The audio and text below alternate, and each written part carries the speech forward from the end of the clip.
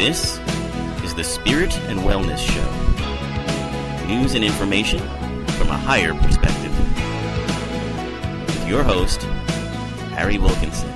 Yes, hello. This is your host, Harry Wilkinson, and welcome to the Spirit and Wellness Show. This is the show where we talk about the days and weeks issues, look at the media, look at everything that's been going on, and we look at it from a higher perspective, from a spiritual perspective, if you will, to see how it can help and aid us in our own spiritual growth, in becoming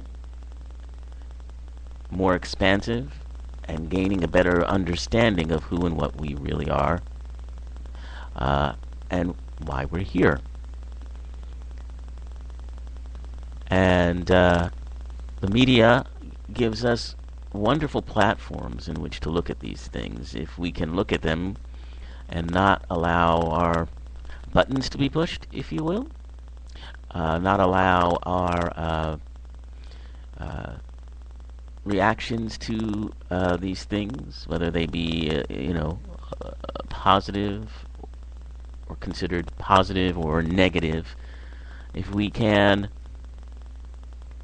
look at these things as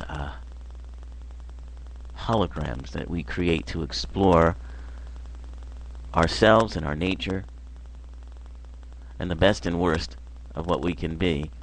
If we look at it that way, I think we can begin to understand more and more of ourselves, and we can begin not to be stressed out when we hear things on, coming across the radio or through our televisions that seem to be upsetting,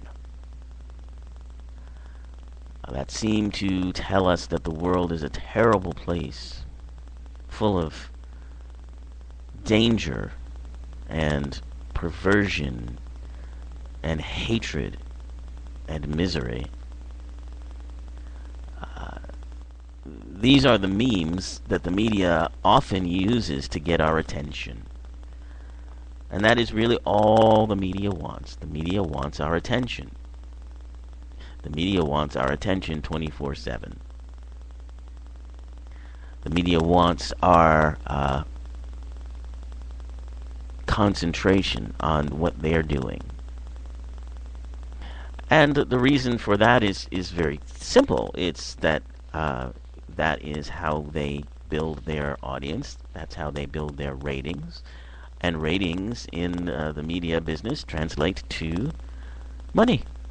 The higher the ratings are, the more can be charged for advertisers who want to put their ads on the news.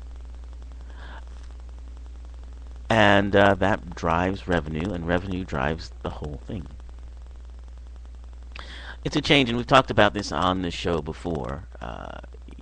It's a deep, deep change in the way that information had been presented to us years ago.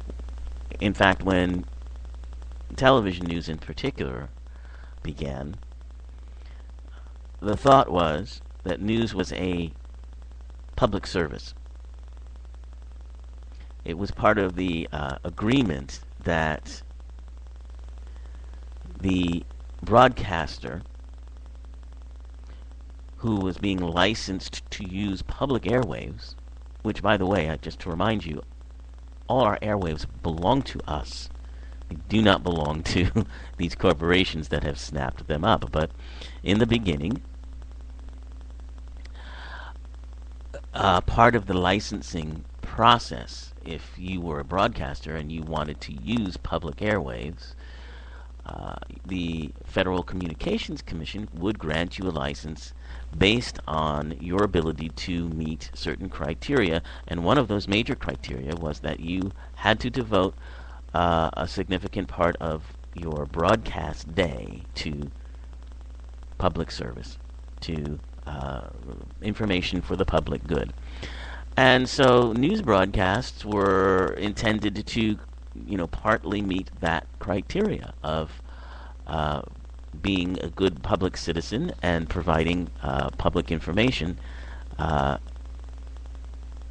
would allow then the broadcaster to use public airwaves differently during different parts of the day. Well, over the years, that has changed significantly. And the reason it changed was because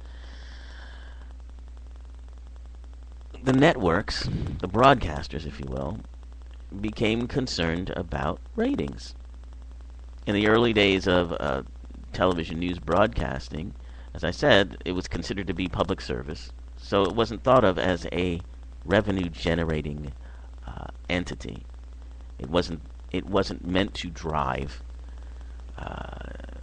the revenue for the station. But as time went on, news became more and more of a vehicle for entertainment.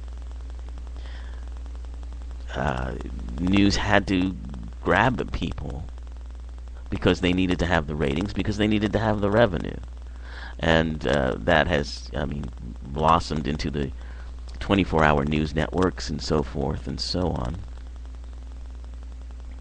So the more that the news presentations are driven by the need for revenue, the need for ratings, the more the choices of stories that you are told will be those that are,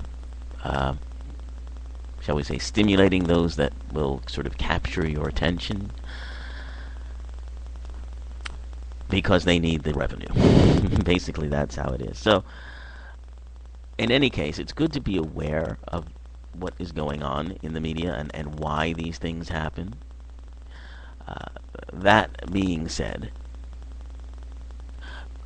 you can, with awareness now, interact with these broadcasts, the information that's coming across to you, with an understanding of, number one, why it's coming at you, and number two, you can start to appreciate different ways of experiencing it on a much different level than broadcasters intend you to experience it, either as a something that's polarizing, or something that's gripping you so you can't move away from the television, and all of those things.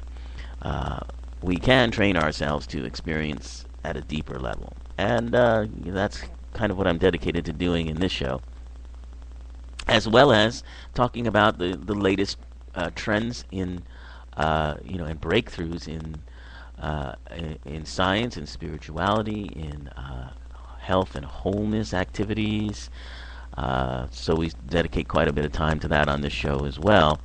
Last week I mentioned that we'd spend this show, this particular episode, talking about the ways in which scientists are discovering our world is changing right in front of us. There have been, in the past 6 months to a year, there have been startling discoveries that are leading to a change in the way we see our world, the way scientists see our world. For many of us, we've been seeing the world this way for quite some time, but the scientific, materialistic, empiricist mind is now starting to really find common ground with the mind of the mystic, if you will.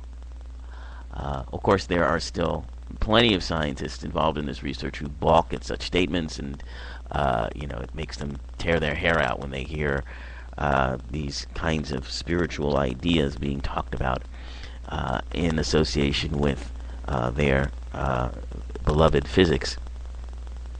However,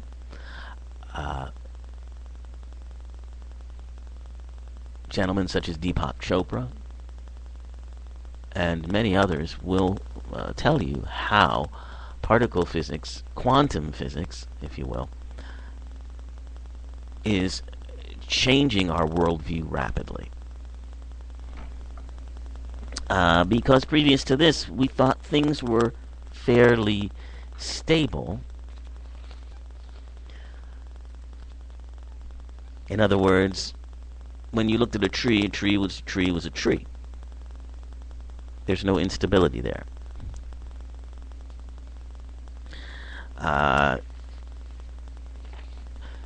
The idea was there were certain unassailable qualities that different things had, and therefore everything was pretty much stable and would stay as it was. However, more and more we're finding out that things are not stable at all, but are in a constant state of flux, as are the subatomic particles which make up everything that we experience in life. And furthermore, not only are things in a constant state of flux, we are creating things simply by our awareness of them. Quantum physics is now pointing to the idea that things exist in several different realities at the same time. And what sort of locks in as the reality of something depends very much on who is looking at it and how it's perceived. And if you've been listening to the show for a while, you know we've talked quite a bit about this stuff, and we'll continue to talk about it as new and exciting things develop. Of course, we've been talking about the work of the scientists in CERN who are involved with the Large Hadron Collider, which has fairly well concluded, although scientists, as I say, are very cautious about these things. They don't make statements with any degree of certainty, simply because they can't. But most of the evidence is pointing to the fact that they've discovered what they know as the Higgs boson particle. That is the God particle. That's the underlying particle that connects all things, even when they are in flux. That's basically what the Higgs boson particle, which was basically just a theory, until the scientists at CERN began to find some what they consider to be credible evidence of it. The difficulty of the Higgs boson particle is like other subatomic particles. You can't see it because it's so small. You can only find evidence of its existence, of its work. And that's why it's so difficult to pinpoint what scientists have been chasing after for 3-4 decades now, this God particle, if you will. But it would appear that we have found it.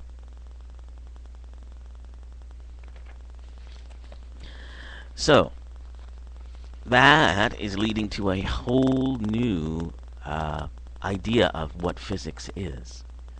It's basically lending a connection between traditional physics and the new quantum physics, and sort of allowing for a whole scientific view of how the universe works to start to come to fruition. Now, that's one thing that's happened. Meanwhile, another group of scientists are working not with the Large Hadron Collider, but they're working in a cave. They're working in a cave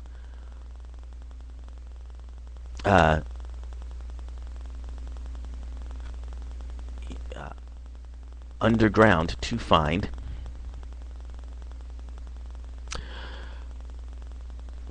they call more information or more evidence on what they call dark energy.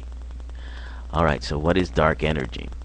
Well, dark energy is supposed to make up about, I'd say, maybe 80% of all matter is created of dark energy. And what is dark energy? Well, dark energy is nothing. Come again, you may say? It's nothing. Dark energy is the absence of something, rather than being anything in particular. So basically, when we understand that matter is made up of 80% of dark energy, we're saying that matter is made up of 80% of nothing. Now, of course, dark energy really isn't nothing. It's just a kind of energy that works exactly the opposite of what we're used to energy being. And so, scientists are trying to wrap their heads around how this all works. Now, I talked about this in an earlier episode, earlier in February, but it bears repeating because it's all going into this change, this revolutionary change in the scientific worldview of how we think the universe works. So, these scientists are in the laboratory in this cave, this cavern. It's a man-made cavern.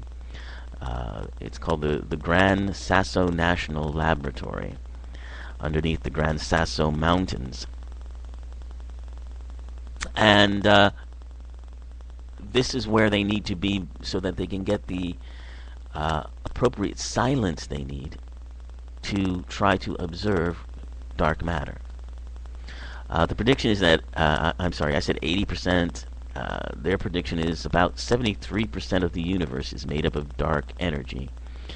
And they describe it as a pervasive energy field that acts as a sort of anti-gravity to stop the universe from contracting back in on itself. So the other 23%, researchers believe, comes in the form of dark matter. So you have dark energy, which is an energy field that keeps the universe from contracting, and then you have dark matter. But nobody has seen it because it's not visible to the eye. But they think it's in the form of a particle. Scientists are saying we think dark matter is a particle too, just like neutrons and electrons and protons. It's just an odd form of matter in the fact that we can't perceive it very readily. And that is because it doesn't feel the electromagnetic force. Light doesn't bounce off it, and we don't interact with it very strongly. So, what this is suggesting is that dark matter should be all around us, so scientists are developing new ways to detect these mysterious particles.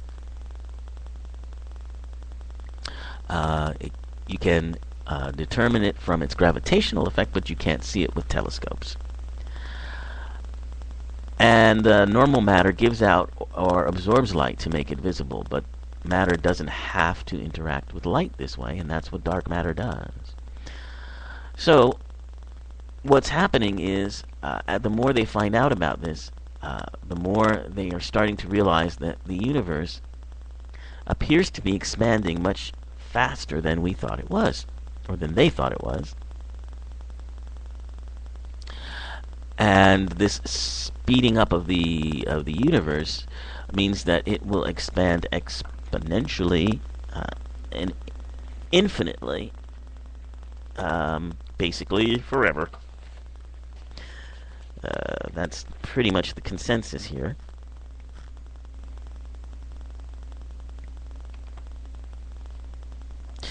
Now, the Hubble telescope is investigating, and I think I mentioned this last week, that galaxies seem to be flying apart faster than current physics theory predicted.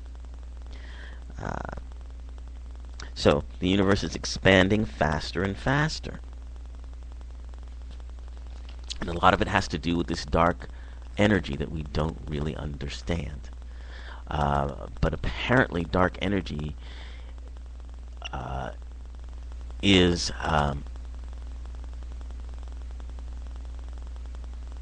keeping the universe from contracting so well that it's actually making the universe expand faster. So this team of scientists is called the Dark Side 50 team. Have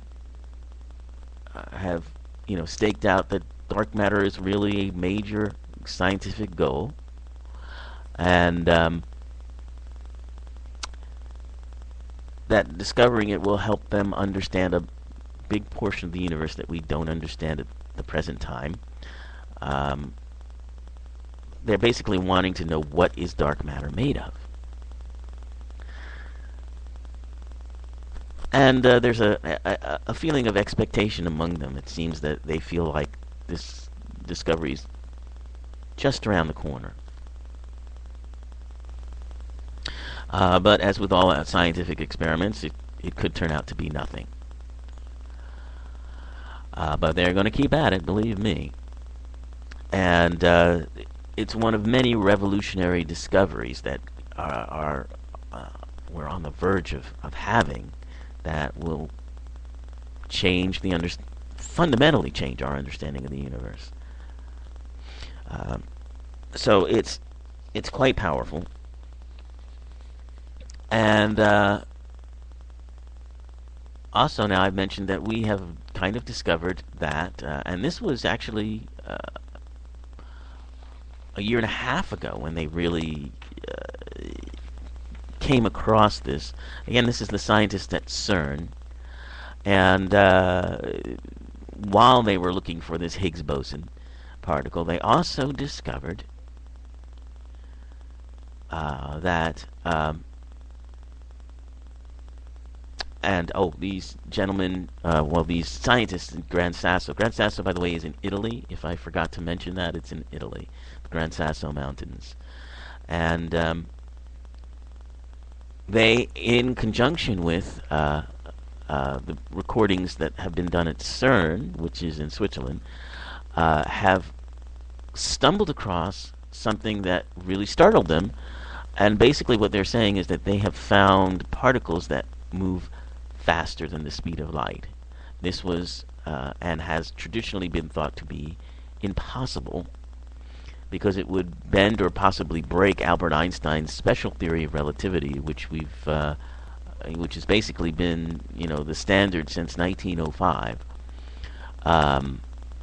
which ties space and time, matter and energy together, and set a hard limit for speed of light, which basically is measured about 186,000 miles per second. But what they've discovered is that these little neutrinos may be going faster than light. And this one little discovery changes everything, or has the possibility of changing everything. But again, as I say, scientists are very, very cautious about these sorts of things. They don't want to make bold and grand statements only to later have them shot down in scientific research. But basically, if what they're seeing, which they've checked carefully, and if what they're seeing turns out to be true,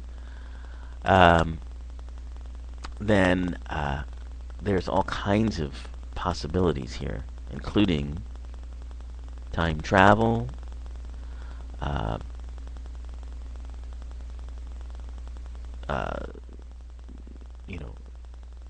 moving throughout the universe at warp speed like they do in Star Trek. All of these things could very well be possible if these faster than light neutrinos are better understood, by the scientists. So there's that. And then finally, you may have heard quite a bit in the past couple of weeks about uh, meteors and such, especially since one had a devastating impact on Russia several weeks ago. And this has brought the potential that of damage being done through asteroids or meteors hitting the Earth, and how we might go about protecting ourselves from such things. So, Ed Lu, a scientist who worked with the Hubble Space Telescope, and who owns a private company, but he partners with NASA, has invented something that he calls a gravity trade mechanism. Gravity trade mechanism. And what that means is that it basically allows gravity to be traded and these asteroids to be deflected just slightly off their trajectory so that they will not hit the Earth. But of course it has to be discovered via Hubble telescopes and other detecting devices that an asteroid is headed for Earth, first of all, before they can really then set up in place something to deflect it. So while Mr. Liu's mechanism can work very well, you have to be able to detect these asteroids or meteorites before you can do something about them. And that seems to be at issue, particularly as we talk about these cutbacks, and particularly as NASA becomes more privatized, there's less money available for these systems to be put into place and checked that may help us detect these meteors. So one of the fights that we have, and one of the effects that as we continue to talk about budgets and such, one of the fights we're having is that when you take money away from these very important programs, such as, having the appropriate equipment to detect asteroids that might be hurtling towards Earth and cause us destruction, well, as you can see, it can be a security issue, not just for our country, but for the world. And so that is another way we are looking at things from a more cosmic perspective. This Ed Lu, as I mentioned, he has developed this mechanism, if you will, and he is able to use it. He is able to help NASA deflect these possibly destructive meteorites from striking Earth. And as he says, asteroids have struck the Earth many times in the past, and they will again unless we do something about it. And so he is, having been very involved in Hubble telescope and having been very involved in NASA, he has a real grounding of what the possibilities are and what needs to be done to help protect us from asteroids.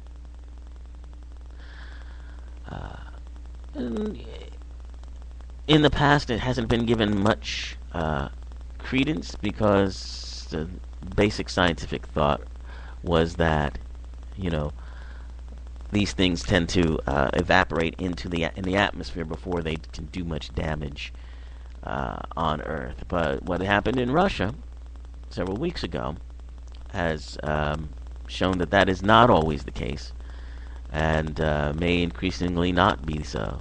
And in fact, their research has found more and more that a collision with a meteor is probably what wiped out the dinosaurs. And since we'd rather not suffer that fate, perhaps a system of meteor and asteroid detection and deflection is something worth putting some money into. And hopefully they will. And that's all for me for this week. See you next Sunday. Have a wonderful week.